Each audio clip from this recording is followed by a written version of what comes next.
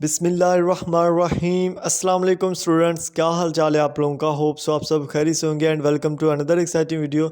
इस वीडियो में हम बात करने वाले हैं कि जो आपको पूरे सेमेस्टर में इश्यूज़ फेस करने पड़ते हैं और उनका सलूशन क्या होगा, मेरी एडवाइस क्या होगी, किस तरह से आपने अपने एलएमएस को लेके चलना है और ऐसा कौन सा वे है, सीक्रेट है जिसको लेके आप अपने अच्छे मार्क्स ले सकते हो। अगर आप थोड़ी सी मेहनत करोगे तो फुल मार्क्स 4.4 CGPA भी आप गेन कर सकते हो।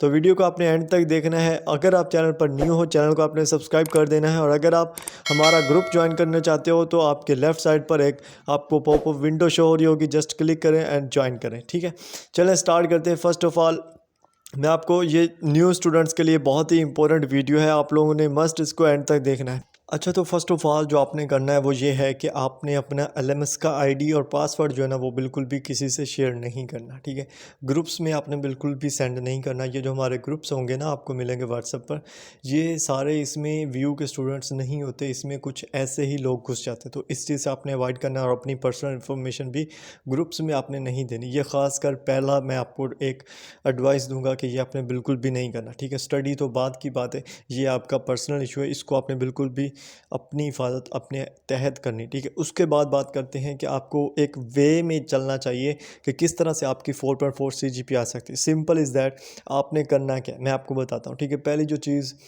वो ये है कि आप लोगों ने फ़ाइल्स को बिल्कुल भी रीड नहीं करना। शुरू में लोग क्या करते हैं, फ़ाइल्स पर बैठ जाते हैं, जो कि बिल्कुल रॉन्ग है, बिल्कुल गलत है। ठीक है, आपने करना क्या है, आपने अपने जो हैंडआउट्स हैं, अपडेटेड हैंडआउट्स, उनको रीड आउट करना है और साथ साथ इनके जो शॉर्ट लेक्चर्स है वो सुनना है। ठीक है, अब मैं आपको एक चीज़ बताता हूँ। ठीक है, इससे आपकी क्या होगी, मोटिवेशन आपको थोड़ा सा मिलेगी।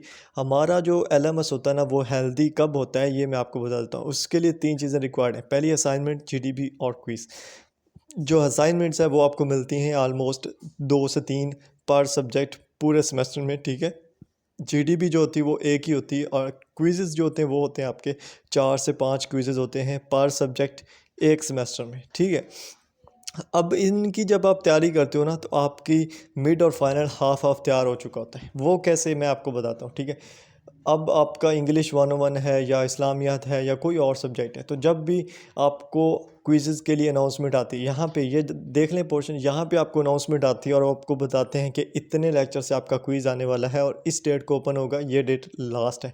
आपने करना क्या है, वो जितने लेक्चर्स वो बता रहे हैं ना उनको अच्छे से आपने हैंड आउट से रीड आउट करना है और साथ में लेक्चर्स ले लेने। ठीक है, ये करने से एक तो आपका क्विज़ अच्छा हो जाएगा, आपको किसी से करवाने की ज़रूरत नहीं होगी। दूसरा, आपकी मिड की जो तैयारी है वो अच्छी खासी उन लेक्चर्स की जो है ना वो तैयार हो जाएगी। ठीक हो गया, अब बात करता हूँ, मैं आपको बता रहा हूँ। ठीक है, ये एक क्विज़ हो गया। जब दूसरा क्विज़ आएगा वो आगे वाले लेक्चर से आएगा। ठीक है, तो आपने वो जो लेक्चर से आया वो भी आपने कवर करने हैं ऐसे ही जैसे बता रहा हूँ। हैंड आउट्स रीड आउट करने हैं, साथ में शॉर्ट लेक्चर्स लेने हैं।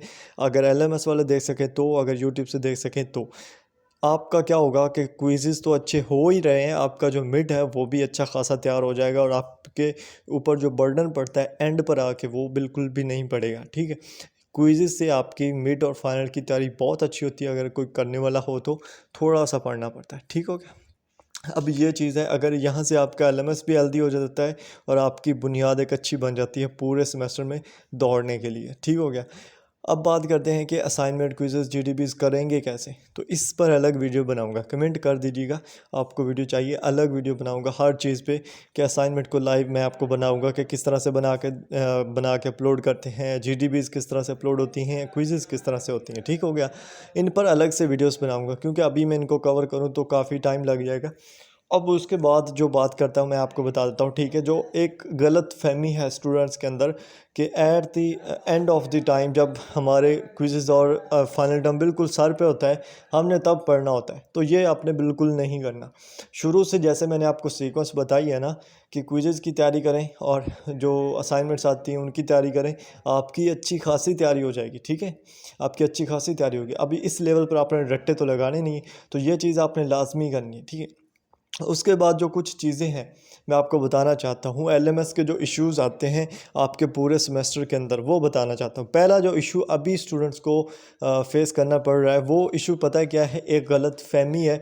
स्टूडेंट ये समझते हैं कि जो सब्जेक्ट्स हैं ना उनका जो लेक्चर वॉच करना लाजमी है और उनकी अटेंडेंस काउंट होती है। तो मैं आपको बता देता हूँ, यहाँ पे आपको प्रोग्रेस का टैब शो हो रहा होगा यहाँ पे, ठीक है, प्रोग्रेस का टैब है। यहाँ पे जब आप आते हो ना तो मैं आपको दिखाता हूँ जो सब्जेक्ट्स जिनके लेक्चर वॉच करना लाजमी होते हैं। आपको अब नहीं पता ना कि किसके लेक्चर वॉच करना लाजमी, तो वो भी मैं आपको बता देता हूँ।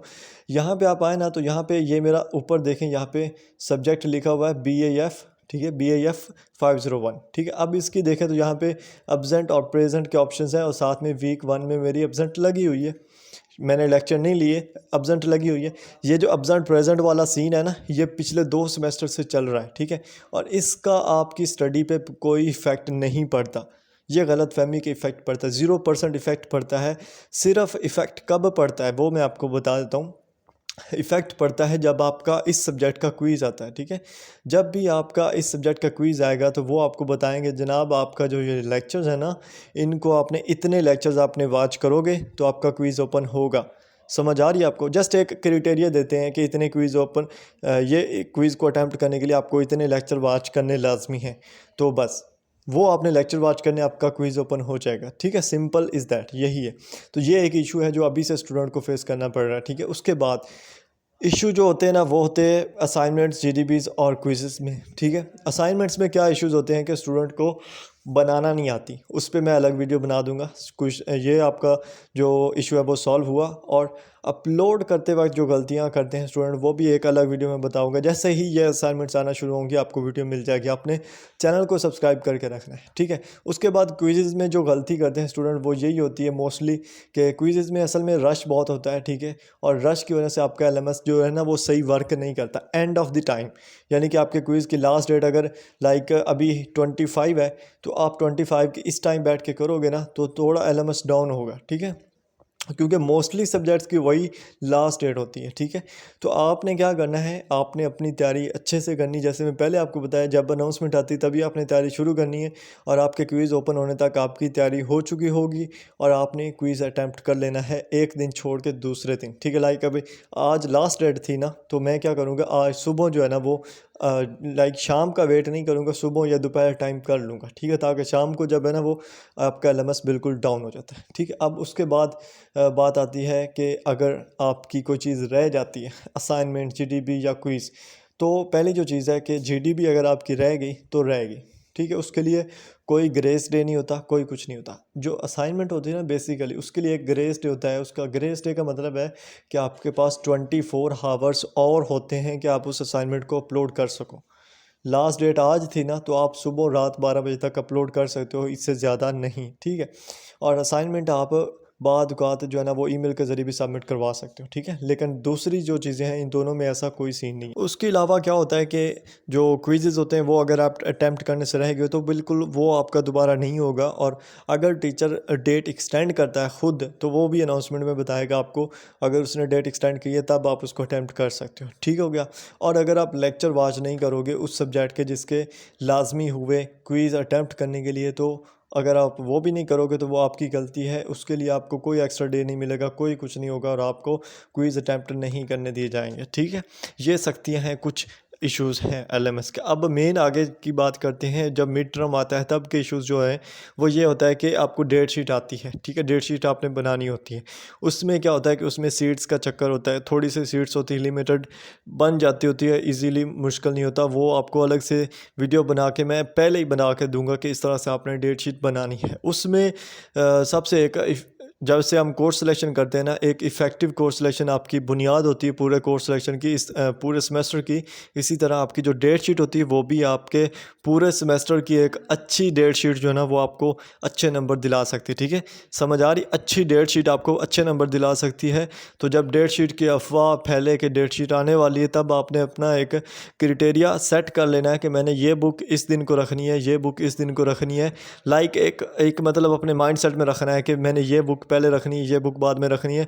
तो उसमें करना क्या है मैं आपको बता देता हूँ। जो मुश्किल तरीन बुक होगी ना उसको अपने एंड पे रखना है, जो आसान तरीन होगी उसको आपने पहले रखना है, ठीक हो गया।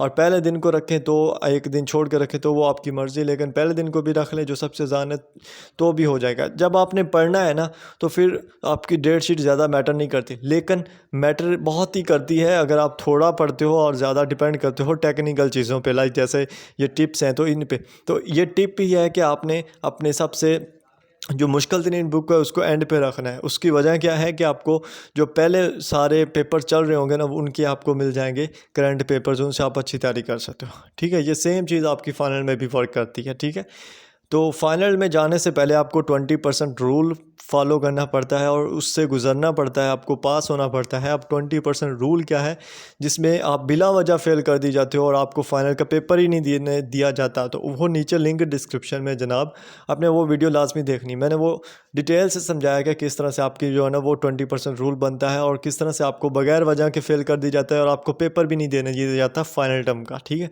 आपका वो सेमेस्टर जो होता है ना उस एक सब्जेक्ट जो होता है वो फेल कर दी जाता है। ठीक है, अब सीएस के जो स्टूडेंट्स हैं उनकी जो प्रैक्टिकल्स होते हैं, उनके जो असाइनमेंट्स और क्विज़ेस आते हैं ना वो आप लोगों ने लाजमी अटैम्प्ट करने हैं। ठीक है, उनमें कुछ ग्रेडेड होते हैं, कुछ नॉन ग्रेडेड होते हैं, तो आपने जो भी है आपने लाजमी अटैम्प्ट करने हैं। जो ग्रेडेड हैं उनको आपने थोड़ा अच्छे से अटैम्प्ट करना है और जो नॉन ग्रेडेड हैं उनको आप जैसे मर्ज़ी अटैम्प्ट करें, कोई मसला नहीं होता, उनके मार्क्स काउंट नहीं होते। और जो ग्रेडेड होते हैं वो 4 से 5 ही होते हैं क्विज़, और उनको आपने लाजमी अटैम्प्ट करना है। ठीक है, अब वो चीज़ें मैं बता दूंगा और मुझसे जितना हो सका मैं असाइनमेंट्स अपलोड करूंगा, जितना हो सका क्विज़ जीडीबी सब अपलोड करता रहूँगा इंशाल्लाह। ठीक है, तो ये वो इश्यूज़ हैं जो आपको फेस करना पड़ता है शुरू में।